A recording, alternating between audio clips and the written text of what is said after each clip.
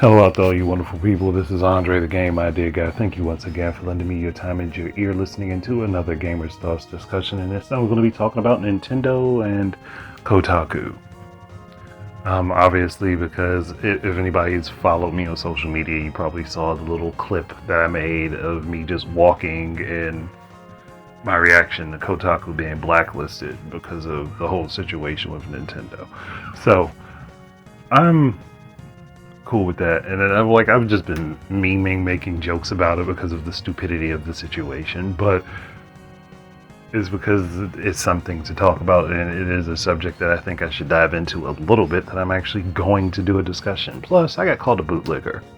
Now, I don't really take that personally because the person obviously doesn't know I've called Nintendo out on a bunch of stuff, but it's just funny because I was making a joke on irony based on Kotaku's situation, and the first thing that comes out is bootlicker for defending a company, but then you call me a bootlicker to defend a company against another company, and you don't understand the irony of what you're saying. So I'm just like, when people want to have a certain standpoint, they don't care if what they say actually contradicts what they're saying while they're saying it, as long as it sounds good to them in their head. That's funny. And again, I'm not impervious to this, so this could easily happen with me at a separate time. It was just that was funny as hell to me, that the person would say that over me making what I thought would be obvious that it was a joke.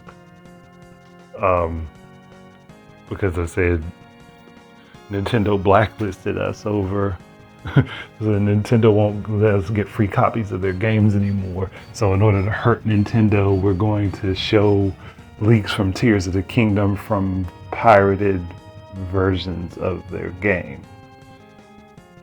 Well, it's all come full circle now. I think that's what I wrote. I'm not looking at it. And anybody can go to my Twitter page, and it's that context. And I put Kotaku at the end of it. So I was thinking people would understand there's a joke there and see that the irony of the situation was that, hey, we showed people how they could potentially pirate Nintendo's games. Nintendo then blacklisted us. And so in retaliation, after making complaints and making us seem like the victim of the situation, or attempting to make ourselves seem like the victim of the situation, we go and do the very thing that we told people they were able to do, which is pirate the game to get information. Now, they're going to say that they didn't do it themselves, that they got it from other sources, but come on, if we're being real now, we know that they did it themselves. I mean, they did tell people how to do it, so obviously they know how to do it, and if they know how to do it, then what would make them not do it themselves in order to get the game so that they can decide that, hey, we're going to leak information from this game? Common sense. I mean, at least that's my train of thought. It makes the most sense to do that. And then one person put up that meme of Apu jumping in front of a bullet for somebody with the weird nerds tag, which is fine. I like that meme, honestly.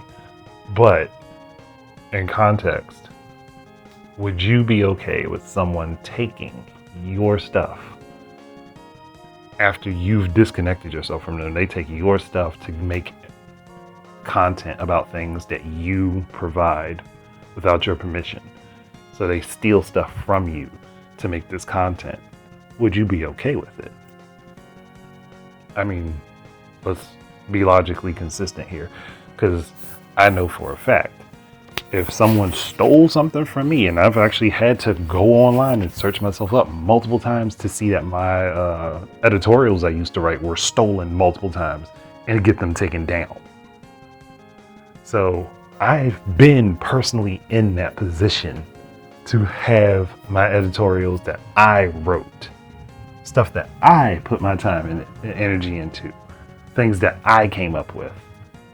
Yes, I took the time to go and take down the other versions of the stuff I wrote that people copied and pasted and took my name out of. Yes, I did do that. So yeah, I'm in a position where I would defend this situation for Nintendo, because in my eyes, that's very similar to the situation I was personally in. So I would definitely defend this position for Nintendo. Now, I won't defend the position of them saying that the Joy-Cons never had drift, because that is just simply an untrue statement. Even though I understand why they have to make that statement, it's an untrue statement.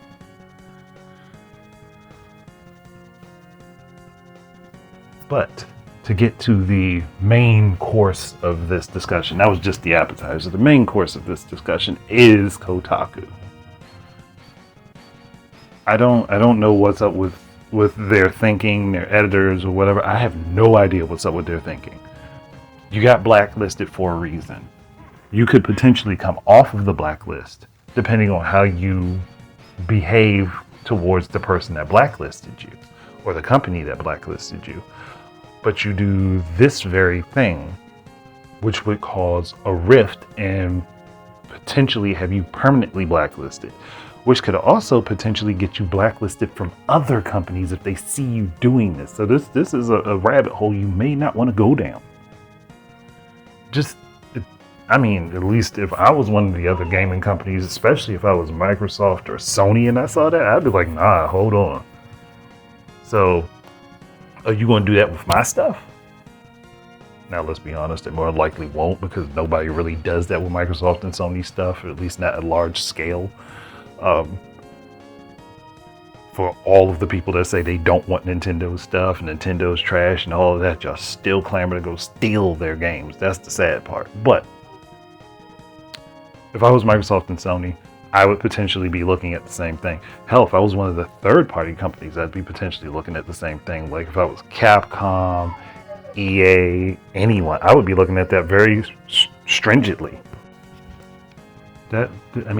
Sega, Atlas, and anyone. That was just one of those things where you could look at them and be like, they may just go ahead and start leaking my stuff, and I might not want that risk, because I may have a major game that's coming up that I don't want the details spread out about too soon. And Kotaku just showed that, hey, we get upset over something, we're going to start spilling and leaking your information, and we don't care.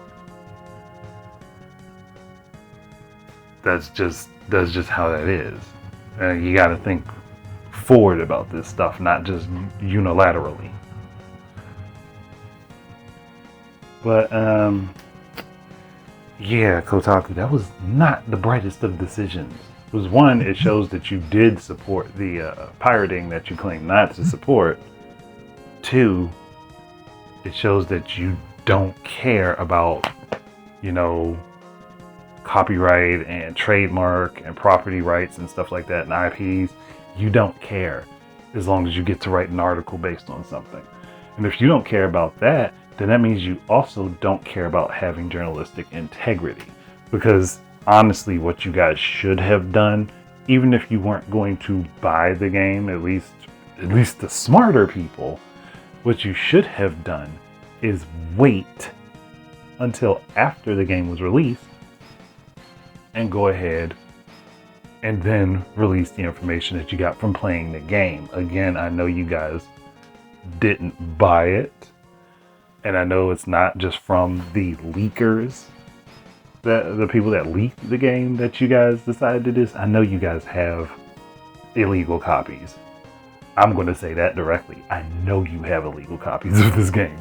And hey, if this were to be the discussion that blows up, I know you're going to delete them, because you don't want anyone to know that you have them. And you would delete them and say, oh, no, we don't have that. We never had that. Bullshit. But either way, it just wasn't the brightest of ideas to do. It was not one of the best of looks to perform, to do that. And again, you're promoting theft, which you wouldn't want done to you. You wouldn't want someone to take all of your horribly written articles and take them and post them somewhere else without crediting you for it. I know I didn't. I didn't like when people took the editorials that I wrote, that I spent time thinking up the concepts for and coming up with the ideas for and laying out and talking about the different subjects. And I know I hated when people did that to me. And I was still doing it well into the start of me getting on YouTube. Actually, I was still doing it into like year 3 on YouTube. I hadn't been writing any more editorials at that point because I had basically transitioned over to doing videos. But yeah, I didn't like it back then, and I still have a bone to pick with that particular thing now. So if that makes me a corporate shill because I say, yo, hey, don't take something from someone that doesn't belong to you in order to make content on that subject, then I'm a corporate shill. I'm good with that. Because I would rather be that version of a bootlicker because I'm keeping my personal integrity intact. You don't have to like my choice, or you can just, make the statement without the full context of what I'm talking about, because that's what people do on Twitter.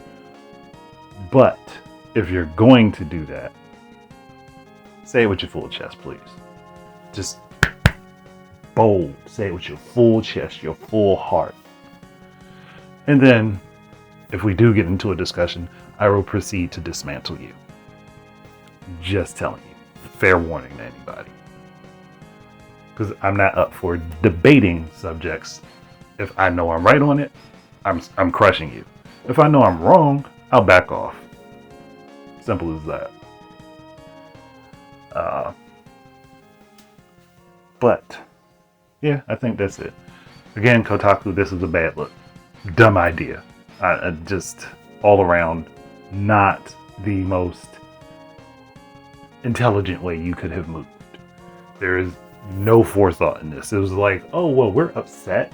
We're mad we can't get free copies of the game officially from Nintendo. So what we're going to do is unofficially get a free copy of it and then leak information about the game a week and a half before it comes out.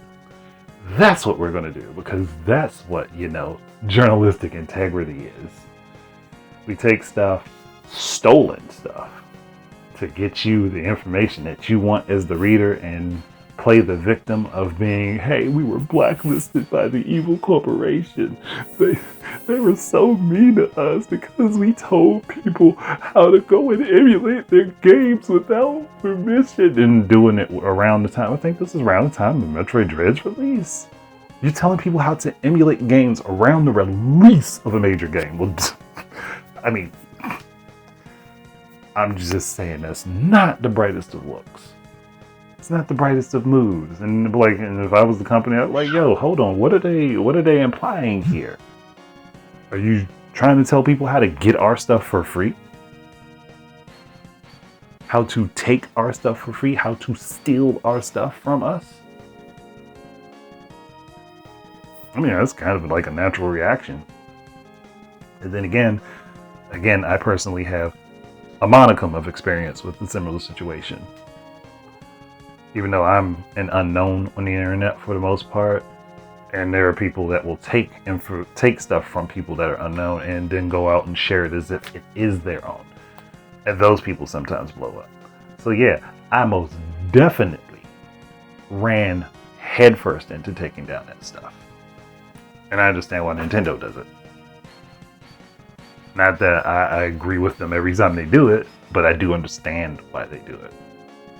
And in this situation, if Nintendo were to do something to take down Kotaku's articles pertaining to anything about them at this point, because you can call into question whether or not they had legal copies of the games that they decided to do these reviews or discussions on, that's on Kotaku. Because they literally opened the door to that argument themselves. But yeah, that's it. And I'm going to do something a little bit different from normal. I normally don't do this because I just haven't thought about it. But I'm getting back into making books. I'm working on 2 of them currently. One is going to be a word search book, video game related. like the first one I did. The first one is rather short. I do apologize for that. I kind of blew through it pretty fast, mostly because the software I was using at the time was super slow at putting the puzzles together. So what I am going to do now is work on 100 puzzle word search book for video games. That is what I am working on right this moment. That is what I am trying to complete right this moment. But the first one is on Amazon right now. All you have to do is look up the Game Idea Guy on Amazon. You should be able to find it. The Game Idea Guy word search or something like that. It should come up. The other book I am working on, I will announce when the time is right. But I do have a very big poetry book with 100 poems on Amazon right now as well. You look up Andre and the Neurotic Mind, you will find it. I'm trying to advertise these because I do want people to be able, like if you're interested, to pick them up, because I'm working on more stuff, just because I'm trying to get it done. And I will make my next advertisements for it a little bit shorter. I'm not going to go ahead and make it this super long drawn out thing, but this is the first time I'm doing it, so I kind of need to promote the content that I make a little bit more. So for anybody that's listening, if you're interested, please search those things up. It would be very helpful to me if I could start building an audience for those things as well. And once I'm done with the word search book and the next poetry book that I'm making, I'm potentially going to start doing the short stories book. So I'm trying to make more content for you guys. But other than that, thank you guys very much for listening, and keep your eyes and ears out for more stuff from me. And until the next time, enjoy your games and peace out, everybody.